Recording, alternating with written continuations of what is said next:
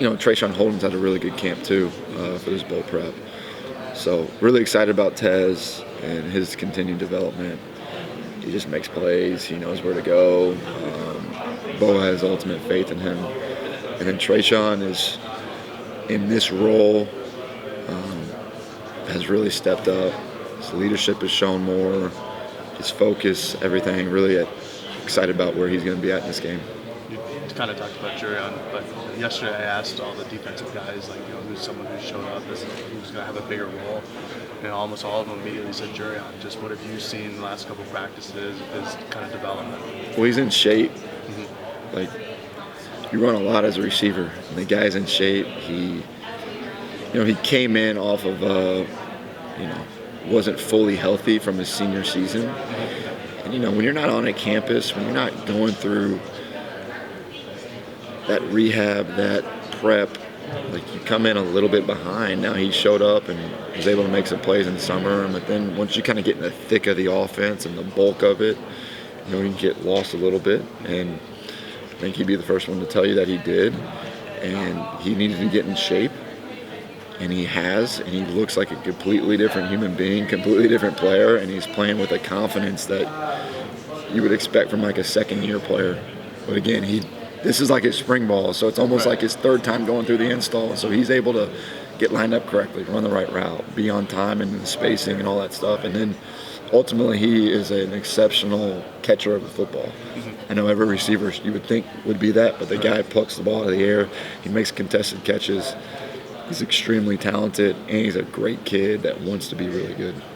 You guys were one of the best offenses in the country. Obviously, still one game to go, but where do you look to grow from here, going into year two? With, obviously, it's going to be a new quarterback. But for sure. Where do you look to grow from here? There's a lot of things. We weren't perfect by any stretch. You obviously look at deficiencies in the offense where that was. Don't think we've ran the ball as good as we have the last couple of weeks. So that's something really that's big to me in this game, is being able to establish the run and be able to lean on our guys up front to take some pressure off quarterback, the receivers, to always make plays. We got to be able to run the football and establish that.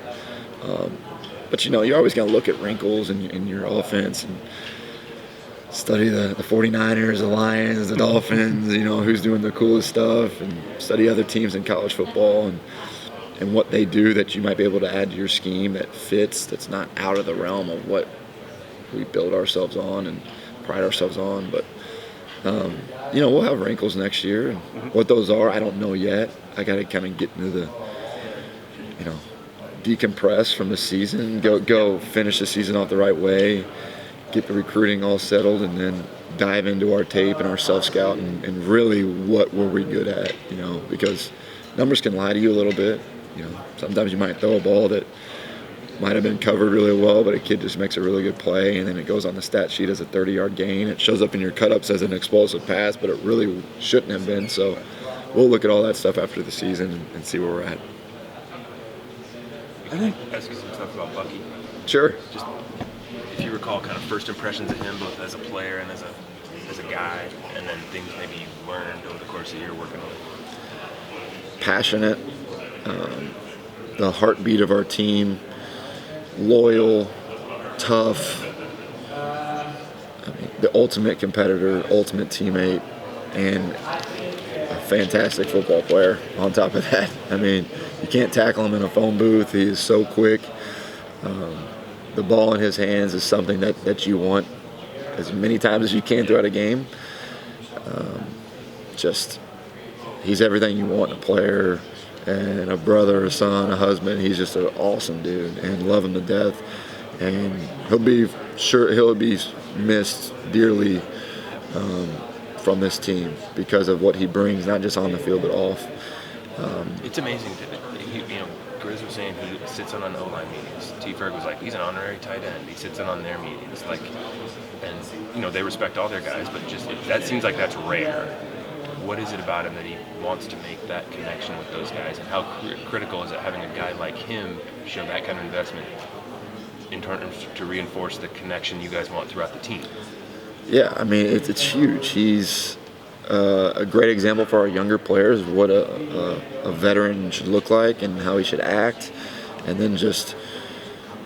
I mean, his toughness, that's what I think the most when I think of Bucky Irving is how tough he is. And I mean, if you know like what he went through as a kid coming out of inner city Chicago, like it's a tough story, you know, going in the transfer portal, not necessarily being believed in at the last place he played and not being the starter to coming here and earning his way and being a back-to-back 1,000-yard back. I mean, he's going to go down in history as one of the best backs to ever play here. And that's saying a lot because the backs at Oregon have been, as we all know, there's some college football Hall of Famers and, I mean, just some unbelievable players. But you ask guys that played at Oregon running back about Bucky, and they all see him in the same light as the greats, the Michael James, the Dinos, you know, all those types of players. So special human being.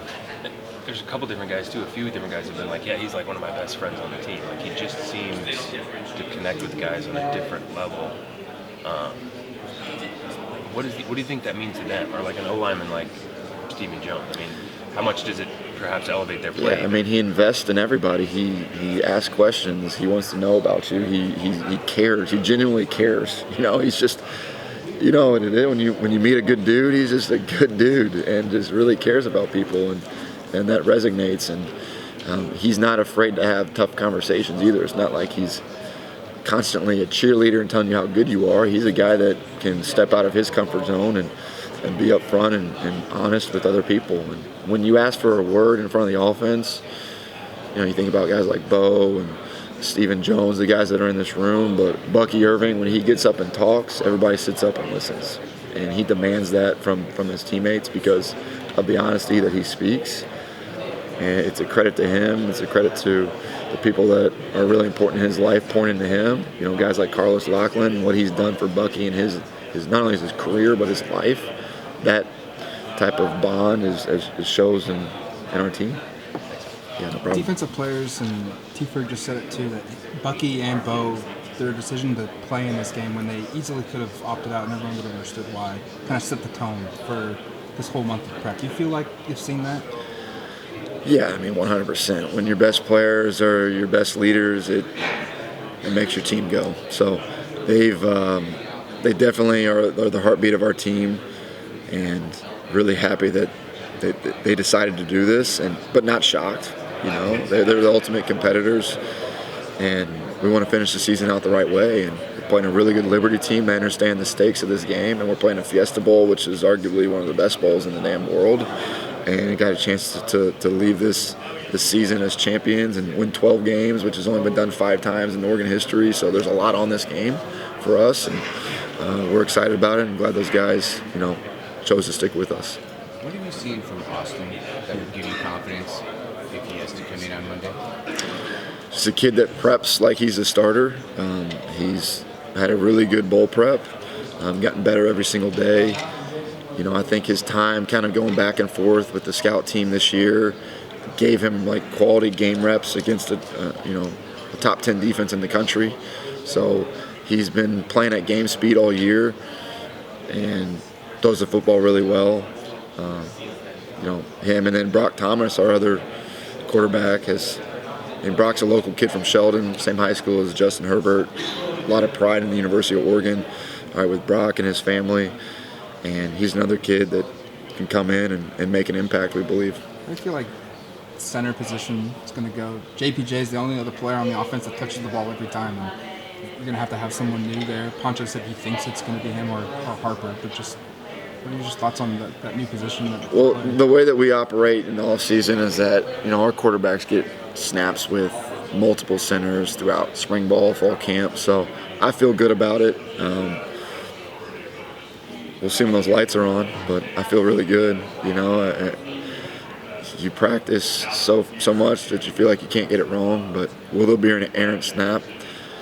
I sure hope not. We have ways to combat that if that is an issue with, you know, the way that we handle our cadence to make sure guys are seeing the quarterback beforehand. So we'll make sure it's right. When I walked up here, I think you were talking about giving an answer on Dickey, but I got you kind of late. Can you just kind of rehash your thoughts on him and what he's been able to show, not just this season, but in his last couple of weeks? he's in shape. That's the big thing. He came in, off a season where he didn't play as much as senior year due to injury. So he came in the summer.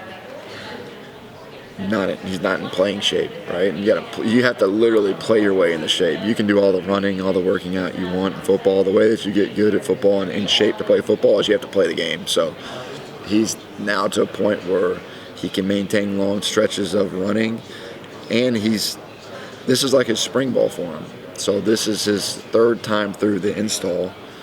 So just time on task, just common sense approach. He's going to be better now than he was when he first got here. So the best thing about Jurion is that he's humble and that he was not pressing early on. He knew where he stood. He knew that he needed to be fully prepared before he went in the game because he wants to make a great impression when he goes in the game. He doesn't want to be a guy that we're having to tell everything what to do, not feeling fully confident in what he's supposed to do. So now he feels confident in the routes, in the calls, that he can go play fast, and now his talent will show. And he's had a great camp. I mean, I think he's set to make an impact in this game.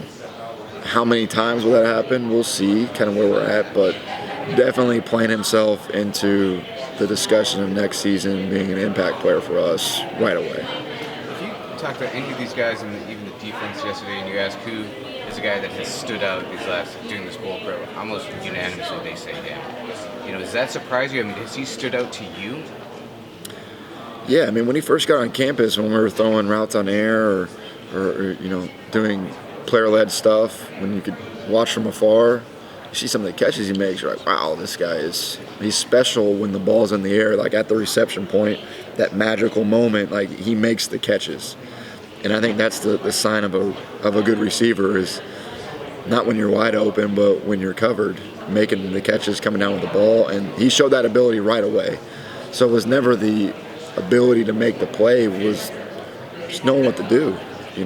Our offense is not really cookie cutter, cut and dry. We like to put a lot on our players. Now we also know that our job as coaches is to make it to where the kids can go in and play. But I think when you saw Troy, his explosiveness this year, Tez coming onto our roster, Trayshawn Holden, Gary Bryant, these veteran guys, it allowed Jurion to groom and develop to where now he's at a point, he's going to go into his second year, confident going into this offseason to where he can, again, make an immediate impact for us and be an impact player for us next season, not have to wait any longer. And his prep, this camp for bowl prep has shown that he should be able to go in this game and make some plays. He really should. And feel confident going into the game and not – we've been running the same plays for 4 weeks now, so you would think that time on task, seeing the same signals, seeing the same formations, getting lined up, that now he's going to go in, he's going to feel really good. How do you feel like Poncho fits so well and could find the field so well? I know you had new guys, but they were all experienced and talented in their own right. What allowed him to just find playing time right away? I mean, O-line's a developmental position, but when you're that big and strong, you can go on the field early. A lot of these guys that come in, they're highly rated, they're all this, but then you come in at 280 and you're going against Brandon Dorless and Taki and these grown men. You're an 18-year-old kid going against 23-year-old men. There's a physical gap where Poncho came in. I mean, he's well over 300 pounds. He's strong as an ox. And then you add the intelligence that he has, that allows him to play early. So it's really the physicality of the game in the trenches, and then he was able to match it early on in our spring ball, fall camp.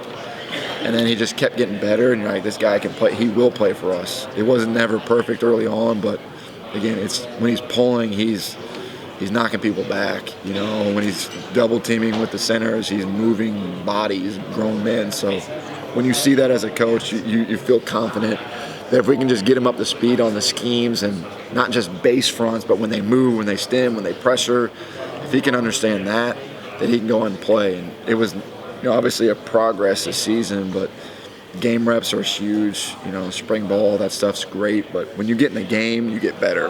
And it might not be perfect, but you're going to be better the next game because you just got full speed game reps with crowds, with the lights on, and he's experienced that this year, so he's ready to go. What about Liberty's defense has caught your eye? Man, they play extremely hard, play physical. They have 21 interceptions on the year. They play the ball in the air extremely well. They're sound, well coached. Got a lot of respect for their head coach, Coach Chadwell, and their entire staff. They've been winning for a lot of years. They know how to win. I don't care what league you play in. Winning is hard. Going 13-0, running the table is hard. Beating the same team twice in New Mexico State, who beat Auburn, is hard. So they're battle tested. You know, I was in Conference USA for 3 years, and know that the top teams in that league are typically pretty good. I mean, when we were at UTSA, we went to DKR, and if it wasn't for a pick six in the third quarter, it was a 24-24 game. So I know that the top teams in that league can hang with top teams in the country, especially if your top guys aren't banged up, or I know the depth issues at that league sometimes, right? Like, but if you can maintain that health and that camaraderie, like, you're looking at a dangerous team that's hungry, that's in this bowl for a reason, and so I have a ton of respect for that whole team and that organization.